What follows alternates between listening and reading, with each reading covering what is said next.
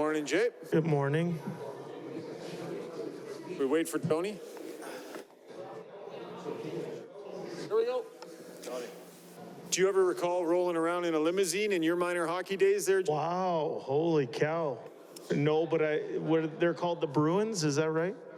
Bow River Bruins. When I was a young, when I was just a little boy, I played for a team called the Scarborough Young Bruins, similar jerseys. Just maybe a thought tonight on playing against a team that, I mean, we know where they are in the standings and such, but they have threats, and you guys, you know, you've hit some bumps against these sorts of teams along the way. Just a thought on the challenge. Yeah, well, NHL hockey team that we're 1-1 against on the year. That's the way I look at it. We've done some good things against this team, but in order to come out of this building happy tonight, we're going to have to make sure we play the game the right way. We're going to have to make sure that, you know, we're dialed in on our details. And, you know, for me, it's the habit strengthening time of year. And we have 6 opportunities to continue to strengthen those types of habits that are going to be needed in Game 83, and tonight's one of them. When you acquired Nick Bukestad, what did you feel like you were adding and getting, and what have you seen in his time here so far? Yeah, you know what, I had an opinion on the player just from having been around the league for a long time, and I've seen someone whose game has evolved over time. I think, you know, playing in Arizona at the start of this year kind of got him back up and running, playing big minutes, being an important piece on that team. He's off to, you know, a very good season. When he came in, you know, I'm impressed with, you know, his face-off ability, his size, his versatility. I think, you know, he plays on the power play, plays on the penalty kill. If I have to move him to the wing, he can play on the wing. I think he's fit our team. He's got a great personality. It's amazing, when we traded for him, I got about 15 separate texts from former players that I might have coached or people that I know that let me know what type of character Nick had or has, and you know, they've been correct on their assessment. He's a high character, high capacity person. Over the course of the season, you've added some big players who can play, like Kane's back. You added Ekholm, Desharnais. What's that worth? Bukestad. What's that worth? How important is that to just have this team be bigger and heavier? Yeah, I think we're coming to the time of the year where you want to make sure that you have enough size in your lineup, because it's the grind time of year. You see less and less rush attack or entry type goals. You see more and more down low cycle grinds, you know, that are finding the back of the net. I think, you know, we're a big team, and we're going to look to play to or press our advantage. And, you know, the players you mentioned all are very big people. You kind of can expand your versatility now. You know, I don't think a lot of teams are going to outskill Edmonton, and now you can choke out a 2-1 game, or you can go into the alley if you want to. Yeah. Kind of where you want to be at this point? Yeah, I don't think we're where we want to be. I think we're working to where we want to be.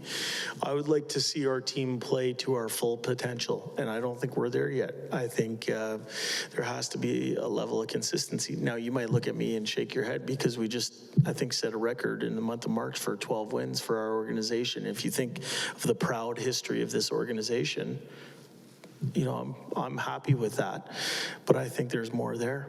I think we can develop a level of consistency to our game, night in, night out, that will prove, you know, very difficult in the starting at Game 83.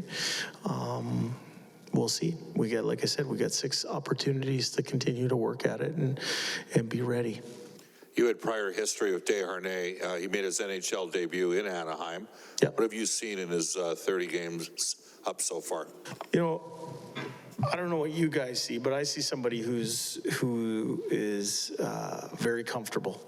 I don't think he's overwhelmed by the opportunity that's before him. I see somebody who hit the necessary developmental steps along the way, and he's playing to who he is. He's not trying to be something he's not.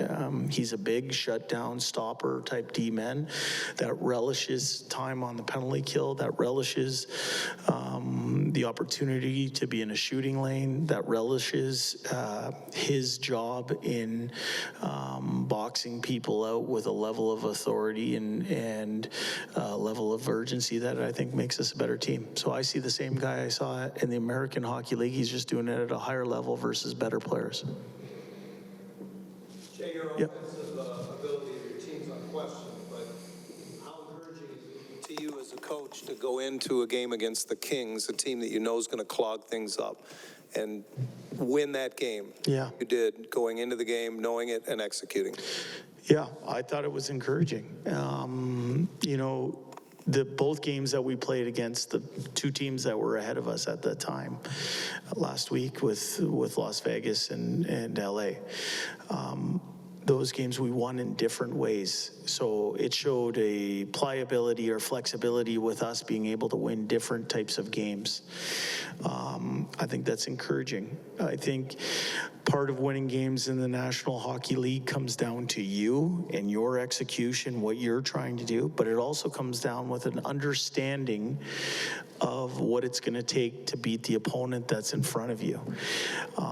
I think our playoff run last year helps us with that level of understanding.